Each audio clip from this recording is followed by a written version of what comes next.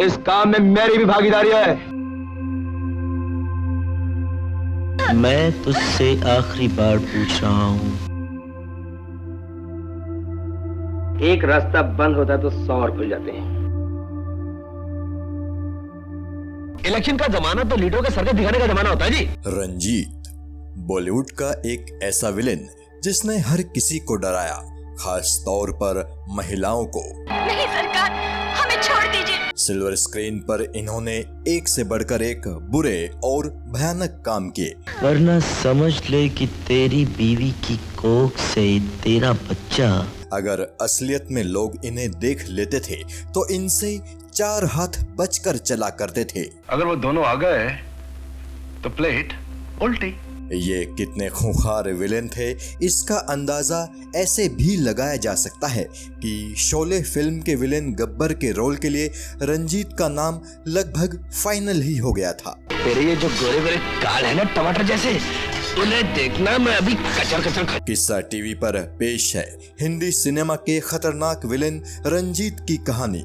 रंजीत कैसे दिल्ली से मुंबई आए और इनका फिल्मी सफर कैसा रहा, आज ये सारी कहानी हम और आप जानेंगे। बुढ़िया क्या उसका बाप भी बीच में आया तो साले की टांग तोड़ दूंगा। रंजीत का जन्म हुआ था 12 सितंबर 1942 को पंजाब के अमृतसर के पास मौजूद एक छोटे से गांव जंदियाला गुरु में। माता पिता ने इनका नाम रखा था गोपाल। इस तरह इनका पूरा नाम था गोपाल बेदी। इनका परिवार अपने इलाके का जाना माना परिवार था। इनके दादा एक बिजनेसमैन थे।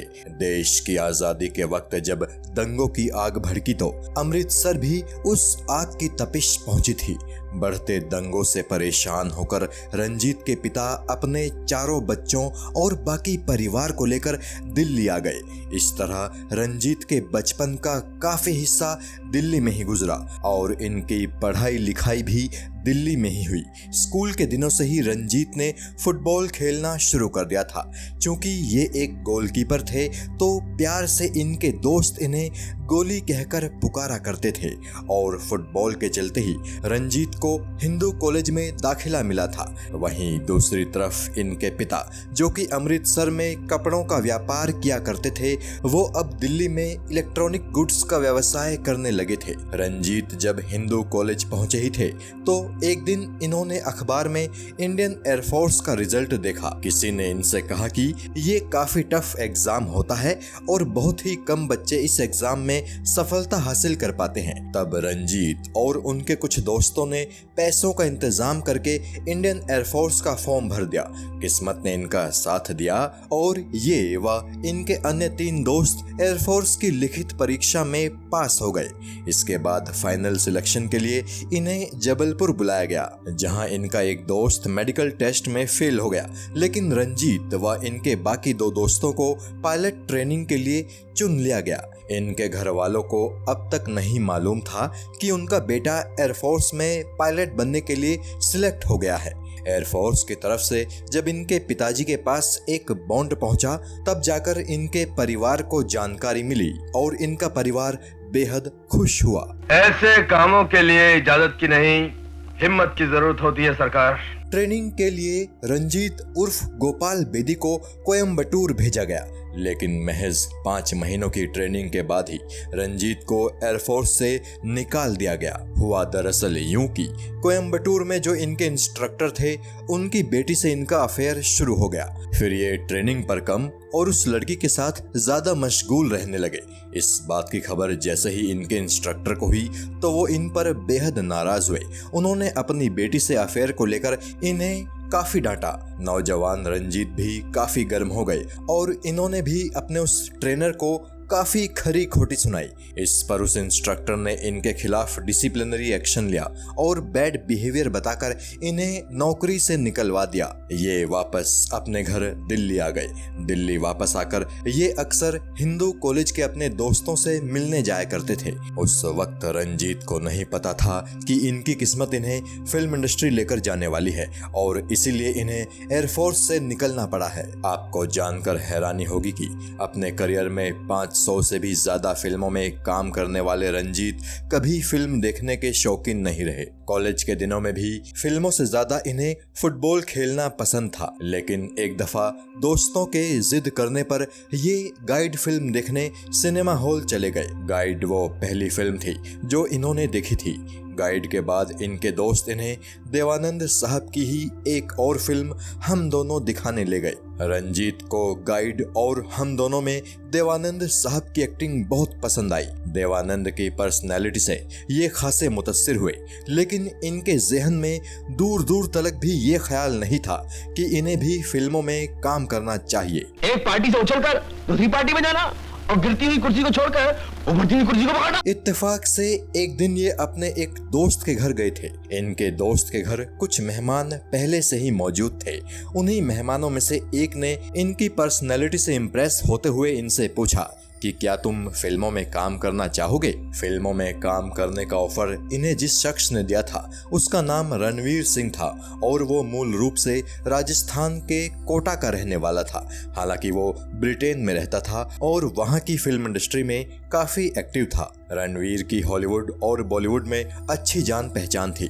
शुरू में तो रंजीत को लगा कि ये कोई फर्जी इंसान है जो उन्हें फिल्मों में काम करने का सपना दिखाकर उनसे कुछ लूटना चाहता है, लेकिन जब रणवीर सिंह ने रंजीत को दिल्ली स्थित अपने होटल रूम में आने का ऑफर दिया तो रंजीत ने वो ऑफर स्वीकार कर लिया और अगले दिन ये रणवीर सिंह से मिलने उस होटल पहुंच गए। होटल में रणवीर सिंह ने इन्हें डिनर कराया और एक फिल्म की कहानी इन्हें सुनाई जो कि ट्रक वालों के जीवन पर आधारित थी। रणवीर ने इन्हें उस फिल्म में लीड रोल ऑफर किया। इन्हें लगा कि ये सब बस यूं ही चल रहा है और ऐसा कभी नहीं होगा कि कोई इन्हें फिल्म में काम दे, इसलिए मजाक मजाक में रंजीत ने वो ऑफर स्वीकार कर लिया। लेकिन इसी बीच महीनों तक रणवीर ने रंजीत से किसी तरह का कोई संपर्क नहीं किया। रंजीत को लगा कि शायद रणवीर ने उन्हें फिल्म में लेने का इरादा छोड़ दिया है, लेकिन फिर एक दिन रणवीर की एक चिट्ठी इन्हें मिली जिसमें लिखा था कि फिल्म इंडस्ट्री के लोग इन्हें सलाह दे रहे हैं कि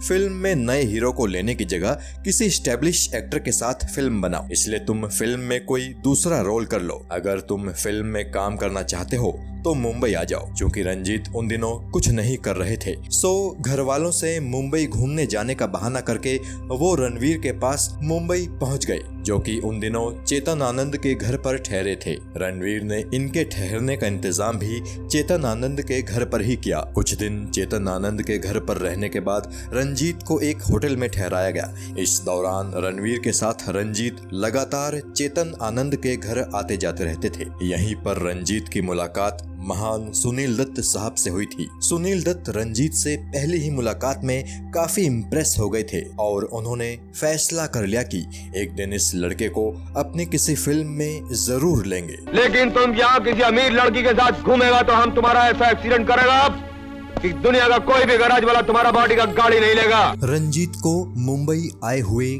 काफी वक्त हो चुका था। इस बीच सुनील दत्त साहब से रंजीत की अच्छी खासी दोस्ती हो गई थी। रंजीत अक्सर दत्त साहब के साथ बैडमिंटन खेला करते थे और उनके साथ ही वो घुड़सवारी भी सीखने जाया करते थे। रंजीत को लग रहा था कि किसी न किसी दिन उनकी फिल्म की शूटिंग शुरू हो ही जाएगी। उस फिल्म में जहां पहले रंजीत लीड रोल करने वाले थे, वहीं अब रणवीर ने संजय खान को उस फिल्म में लीड कैरेक्टर के लिए साइन कर लिया था और रंजीत को एक ग्रे शेड कैरेक्टर प्ले करने को दिया था। रंजीत ने बिना किसी झिझक के वो किरदार साइन भी कर लिया था। लेकिन इसी बीच कुछ ऐसा हुआ कि रंजीत को मुंबई छोड़कर दिल्ली अपने घर वापस आने की तैयारी शुरू करनी पड़ गई। रंजीत बेहद दुखी थे। वो फिल्मों में काफी दिलचस्पी लेने लगे थे, लेकिन उन्हें लगा जैसे सब खत्म हो गया है। अपने भाई की मौत का बदला मैं तुझ अकेले से नहीं, तेरे सारे खानदान से लूंगा। रणवीर ने जिस फिल्म के लिए रंजीत को साइन किया था और दिल्ली से मुंबई बुलाया था, उसकी शूटिंग अभी शुरू भी नहीं हो पाई थी कि फिल्म में पैसा लगाने वाले फाइनेंसर्स ने अपने हाथ पीछे खींच लिए। ये खबर रणवीर के लिए जितनी बुरी थी उससे कहीं ज्यादा सदमा इस खबर ने रंजीत को दिया। रणवीर ने रंजीत से कहा कि वो लंदन वापस जा रहे हैं और वहां से पैसों का इंतजाम करके वो इस फिल्म को बनाएंगे। अब तक रंजीत होटल से निकलकर एक बंगले में रहा करते थे जो कि रणवीर ने किराए पर लिया था, और चूंकि रणवीर ने रंजीत को फिल्म के लिए साइन कर लिया था तो वो हर महीने 700 रुपए रंजीत को चुकाया भी करते थे। इससे मुंबई में रंजीत का खर्च आसानी से चल रहा था। लेकिन रणवीर के जाने के बाद रंजीत को वो बंगला खाली करना पड़ा जो रणवीर ने किराए पर लिया था। अब रंजीत के सामने समस्या थी कि वो रहेंगे कहाँ। वो सोच रहे थे कि जल्द से जल्द ट्रेन का टिकट कराकर दिल्ली वापस चले जाएंगे। वो इसी कश्मकश में फंसे थे कि महान दिलीप कुमार के छोटे भाई ने रंजीत को अपने घर में ठहरने का ऑफर दिया। रंजीत कुछ दिनों तक दिलीप साहब के घर भी रहे। अब तक रंजीत ये इरादा कर चुके थे कि जल्द ही वो वापस अपने घर दिल्ली लौट जाएंगे। हालांकि रंजीत की अच्छी जान पहचान फिल्म इंडस्ट्री में बन चुकी थी, लेकिन रंजीत ने सबसे मिलना बंद कर दिया था। वो अपने घर वापस जाने की तैयारी कर रहे थे।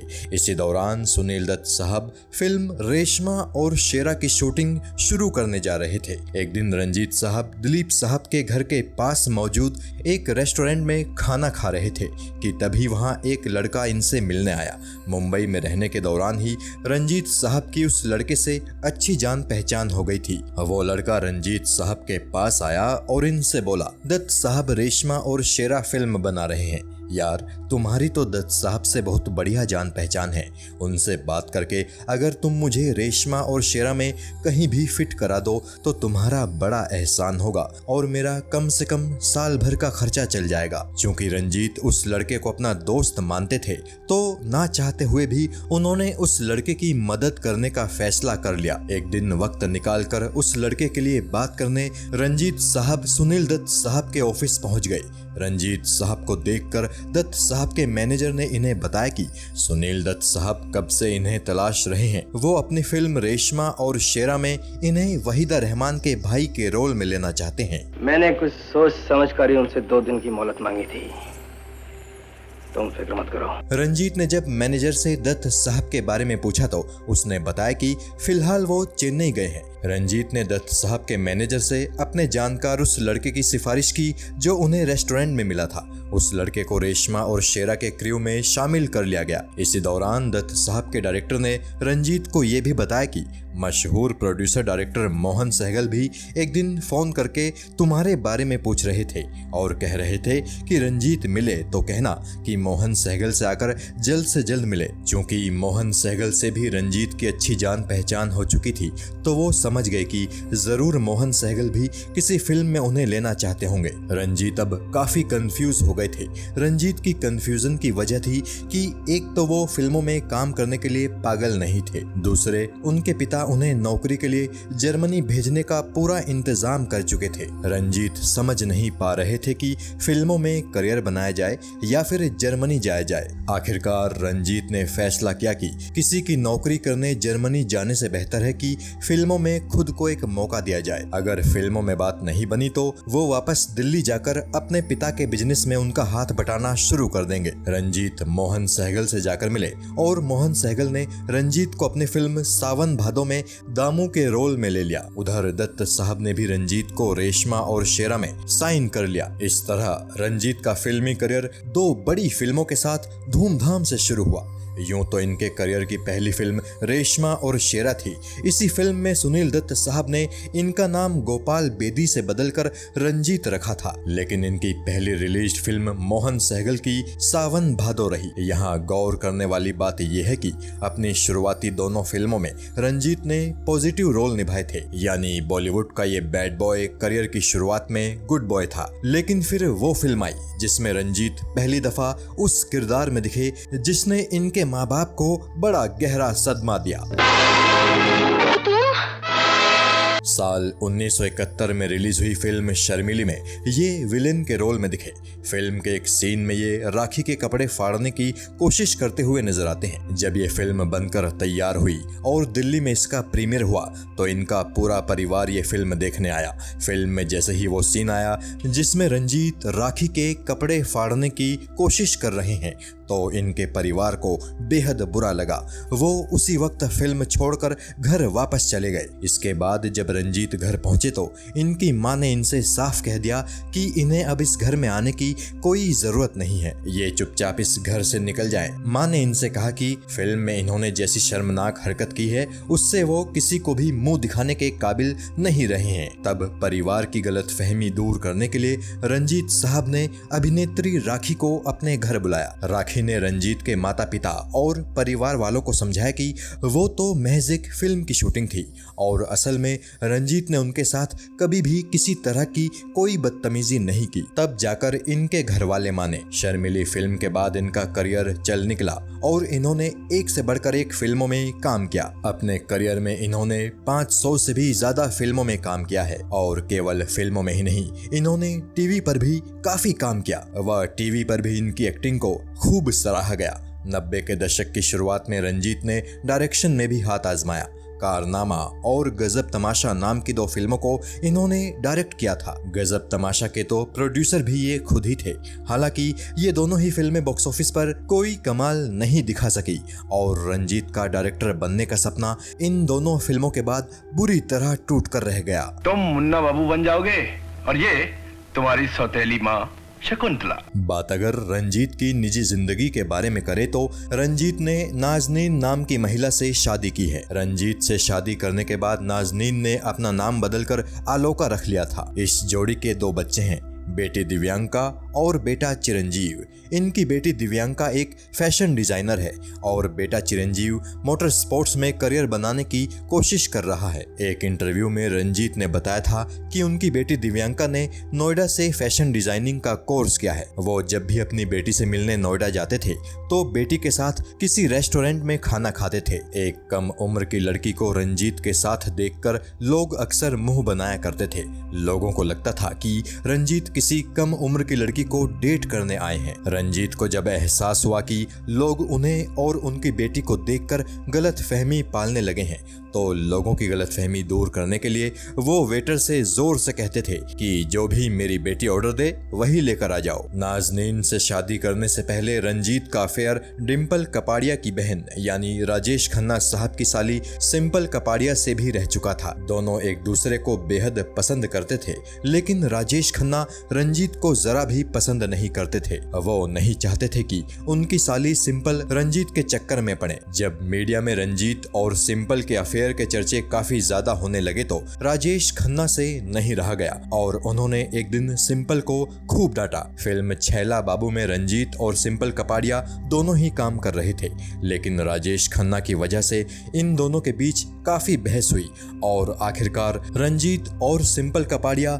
एक दूसरे से अलग हो गए। कहा जाता है कि रणधीर कपूर और बबीता का तलाक होने के बाद रंजीत और बबीता भी रिलेशन में आए थे। हालांकि इस बात की पुष्टि कभी नहीं हो पाई। तुम कौन होता है अपन को सजा देने वाला? भले ही फिल्मों में रंजीत एक बेहद बुरे इंसान के रोल में नजर आते रहे, लेकिन असल जिंदगी में रंजीत एक शुद्ध शाकाहारी इंसान है। उन्होंने शराब तक को भी कभी मुंह नहीं लगाया। बीते दौर में ज्यादातर महिलाएं रंजीत के नाम से भी खौफ खाती रहीं, लेकिन कई महिलाएं ऐसी भी होती थी जो रंजीत की विलेनी पर ही अपना दिल हार बैठी थी। रंजीत को अक्सर महिलाओं के खत मिलते रहते थे जिनमें वे रंजीत से अपने प्रेम का इजहार किया करती थी और शादी करने की भी बातें करती थी। रंजीत की उम्र अब 80 साल से ज्यादा हो चुकी है। वो अब फिल्मों से पूरी तरह से रिटायर हो चुके हैं, लेकिन रंजीत का जलवा आज भी बॉलीवुड में बरकरार है। लोग आज भी रंजीत की फिल्मों को बड़े ही शौक से देखते हैं। किस्सा टीवी रंजीत की अच्छी सेहत के लिए ईश्वर से प्रार्थना करता है और फिल्म इंडस्ट्री में उनके योगदान के लिए उन्हें सैल्यूट करता है। जय हिंद।